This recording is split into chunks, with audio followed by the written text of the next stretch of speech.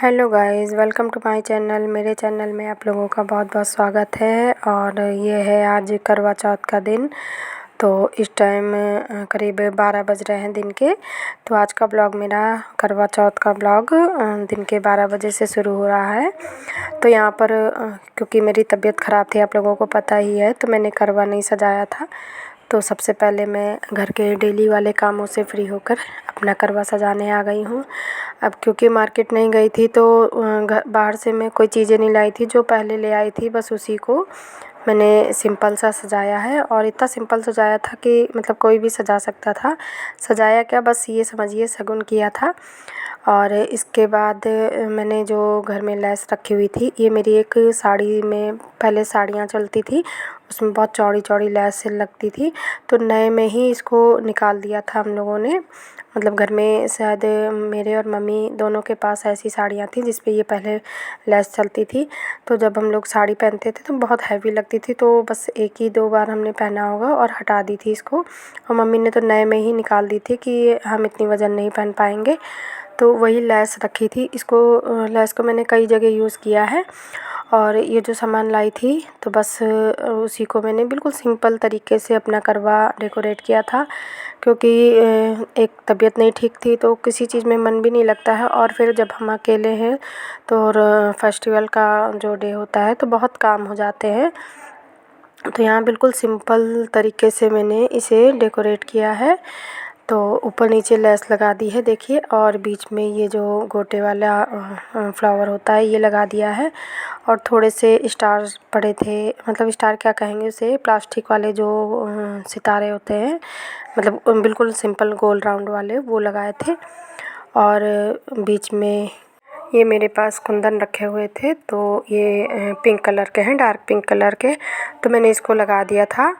और इसके चारों तरफ मतलब समझ में नहीं आ रहा था क्या करूं, तो मैंने छोटा छोटा फ्लावर बना दिया, जैसे ग्रीन और पिंक का फ्लावर और लीफ टाइप होता है, तो उस तरह मैंने मतलब ग्रीन कलर से इसे चारों तरफ डॉट डॉट रख दिए थे। तो काफ़ी मतलब सिंपल में ही अच्छा लगने लगा था। अब क्योंकि मार्केट अगर मैं जाती तो कुछ और सामान लाती है तो खूब अच्छे से इसे सजा देती, या इसमें आप चौड़ी वाली लेस लगाते या मतलब अच्छे से डेकोरेट करते तो और अच्छा लगता। पर मैंने बिल्कुल घर में रखी हुई चीज़ों से इतना सिंपल तरीके से इसे मतलब डेकोरेट किया था, तो ये काफ़ी अच्छा हो गया था, मतलब ठीक ठाक लग रहा था। और जो इसके ऊपर ढकने वाली थी उसमें भी ग्रीन कलर से मैंने सिंपल सा वो कर दिया था। और लेस नहीं लगाई थी क्योंकि दिया जलाना था और इसके ऊपर अनाज रखा जाता है तो फिर वो सब ढक जाता। और जब हम फ्री होते हैं तो काफ़ी माइंड चलता है, जब उसी दिन त्यौहार वाला दिन होता है तो और समझ में नहीं आता है, क्योंकि बहुत सारे काम फैल जाते हैं। फ़िलहाल मैंने बस इसी तरह सिंपल सा अपना करवा तैयार कर लिया है, सजा लिया है इसको।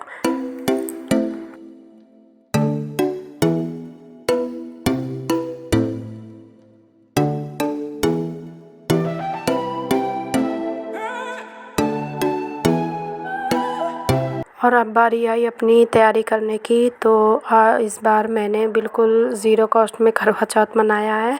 ज़ीरो कॉस्ट इसलिए कहेंगे कि मैंने कोई भी शॉपिंग नहीं की है बाहर। मैं तबीयत ख़राब होने की वजह से बाहर जा ही नहीं पाई हूँ। तो ये देखिए मैंने अपनी सब चूड़ियों की दुकान फैला रखी है सारी, मतलब मेरे पास जो पहले से चूड़ियाँ रखी थी तो वही सब निकाली हैं, और कुछ डिब्बी में भी रखे हैं, तो उन्हीं में से मैंने साड़ी रख रखी है। ये कोरी साड़ी मेरे पास रखी हुई थी तो इसी को निकाला है, और इसी को देख देख के मैंने सब मिक्स एंड मैच कर लिया है और अपना पूरा सेट बना लिया है। और बाद में आप देख के बताइएगा कि मेरा मिक्स एंड मैच किया हुआ ज़ीरो कॉस्ट का जो मैंने चूड़ी सेट बनाया है तो ये कैसा लग रहा है। इसमें 1 रुपया भी मैंने खर्च नहीं किया है। मतलब इस बार मेरा तबीयत की वजह से मार्केट जाना नहीं हुआ है और मैंने कुछ भी चीज़ बाहर से नहीं ली है। अभी भी आप लोग देख सकते हैं कि मेरा वीडियो इतना लेट आ रहा है, फिर भी मेरा गला कितना ज़्यादा ख़राब है, तो बहुत ज़्यादा जकड़न हो गई थी, तो इस वजह से मैं बाहर नहीं जा पाई हूँ। और जितना भी सामान जो घर में रखा था, साड़ियाँ मेरे पास कोरी रखी थी तो वो भी थी, और चूड़ियाँ सब मिक्स मैच कर ली थी साड़ी की मैचिंग की, और ज्वेलरी तो सभी के पास होती ही है, तो उसी से मैं तैयार हुई थी।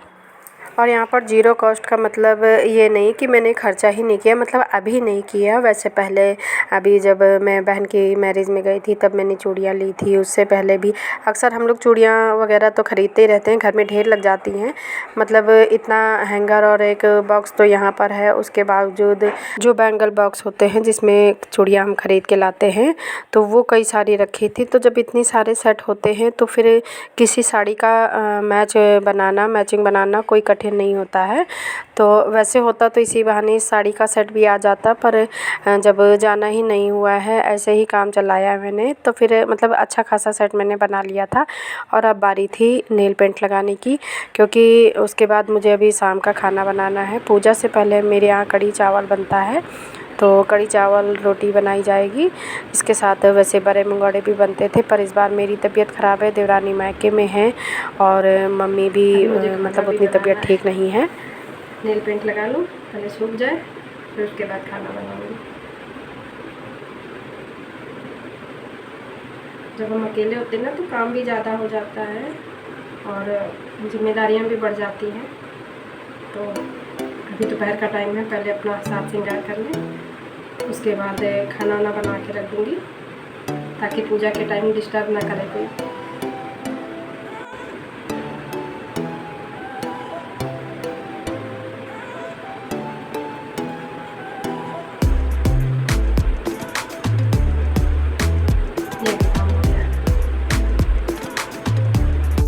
और इस बार मैं शॉपिंग भी नहीं कर पाई हूँ, तबीयत ख़राब थी इस वजह से नहीं गई हूँ, और अकेले की वजह से वैसे भी घर में काम बढ़ गया है। और मैं और मम्मी हैं, और मम्मी बच्चे के साथ परेशान है। ननद का लड़का जो आया हुआ है तो वो उनको नहीं छोड़ता है। और तबीयत ख़राब की वजह से मार्केट भी नहीं गई हूँ। मैंने सब रखी हुई साड़ी तो मेरे पास पहले से थी और कोरी साड़ी रखी हुई थी। इस बार मैंने नगद पैसे ले लिए हैं, आगे पीछे मैं ख़रीद लूँगी, क्योंकि जब तबीयत नहीं ठीक होती है तो फिर मन नहीं करता है। तो पैसा अकाउंट में आ गए हैं, जब चाहे तब निकाल लेंगे। और होंठ वगैरह देखिए कितने सूख रहे हैं, अब आज तो पानी भी नहीं पिया अभी, और जुकाम से काफ़ी मतलब गला सूख रहा है। देखिए कब तक निभा सकते हैं। और नेल पेंट सूख जाए तो उसके बाद पहले खाना बना लूँ।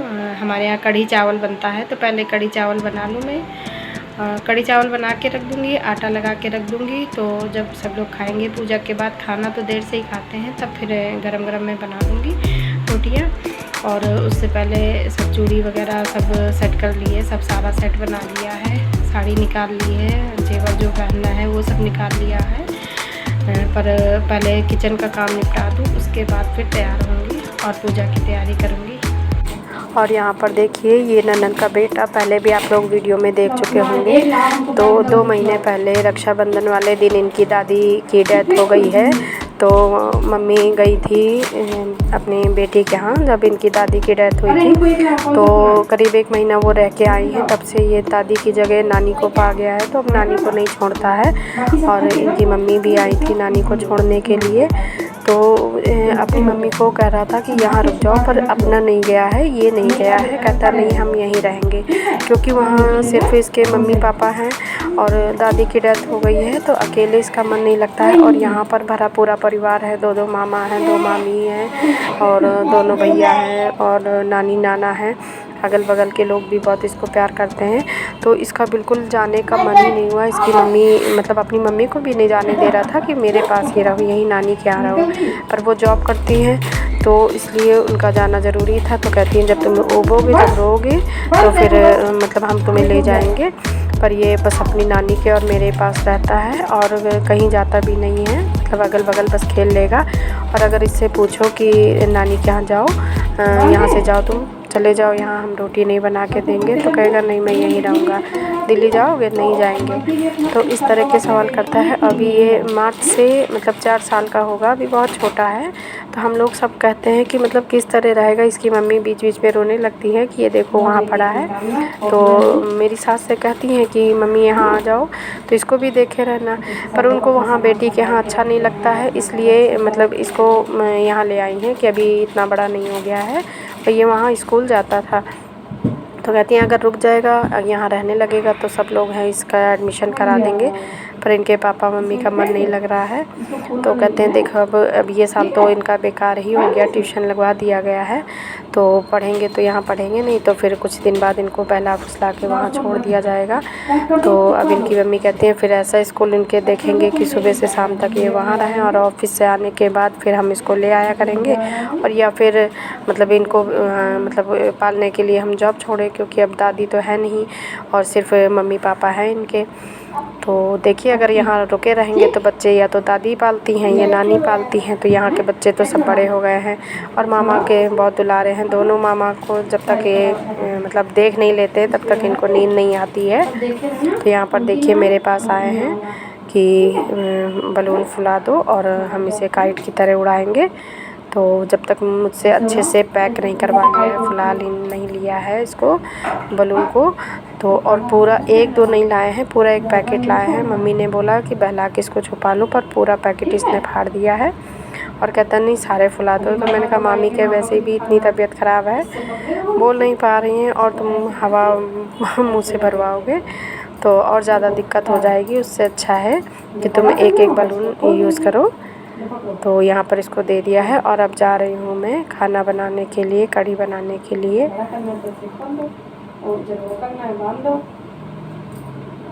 काम कर लो यहाँ आंगन में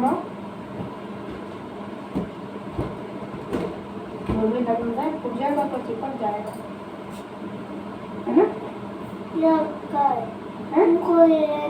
कोई लेगा नहीं, कोई है ही नहीं। बस अभी तो जीना बंद है, विंडो से शैतानी नहीं करोगे तो मन के नहीं आएगा। ये उड़ रहा है फैन में उड़ रहा है। बस अब मैं काम कर लूँ जाके, इसको रखे रहो कल फिर है। अभी जब मून का खाना पैकेट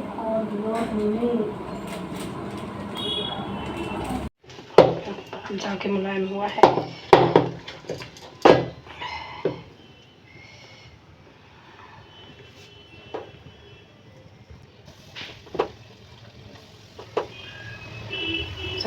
और यहाँ पर मैंने बेसन को फेंट लिया है, थोड़ा सा हींग डाल के, नमक डाल के।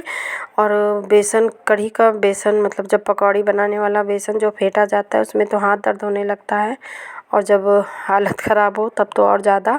तो फ़िलहाल तो मैंने काफ़ी देर फेंटने के बाद इसको डाला है, तो काफ़ी अच्छी फूली फूली पकौड़ियाँ आई हैं। तो ये पूरी पकौड़ियाँ बनाने के बाद मैं इसमें ग्रेवी लगा दूँगी, मतलब कढ़ी बना लूँगी।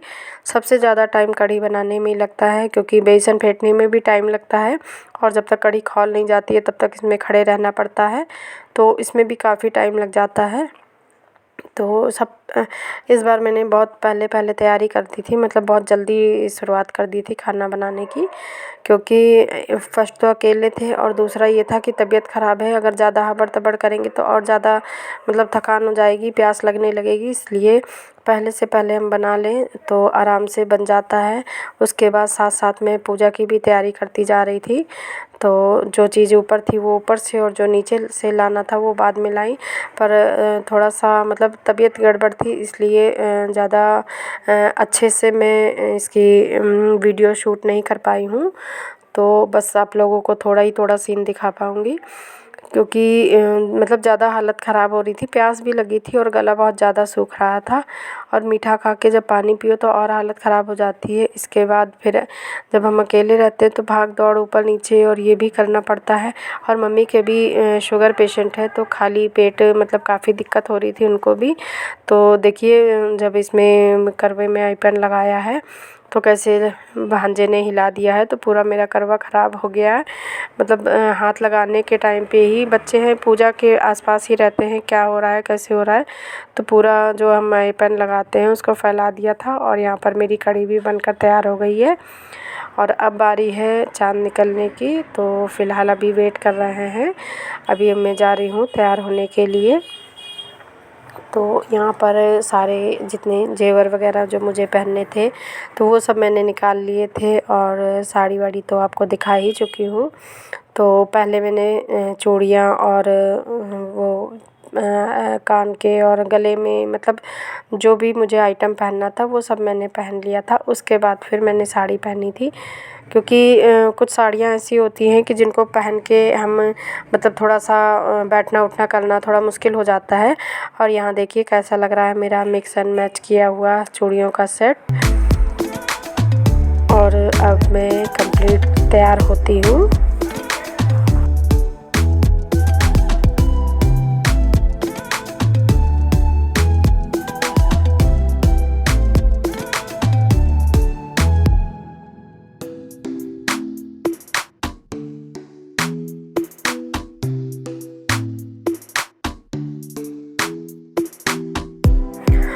और हम लेडीज़ों के लिए सबसे अच्छा सबसे प्यारा दिन होता है जब हम बहुत खुशी खुशी तैयार होते हैं। कोई दूसरा व्रत होता है तो हम लोग फलाहारी भी करते रहते हैं, पानी चाय भी पीते रहते हैं, और सब कुछ खाने पीने के बाद भी मतलब मन नहीं होता है कि बहुत ज़्यादा हम साज श्रृंगार करें या कुछ और काम करें।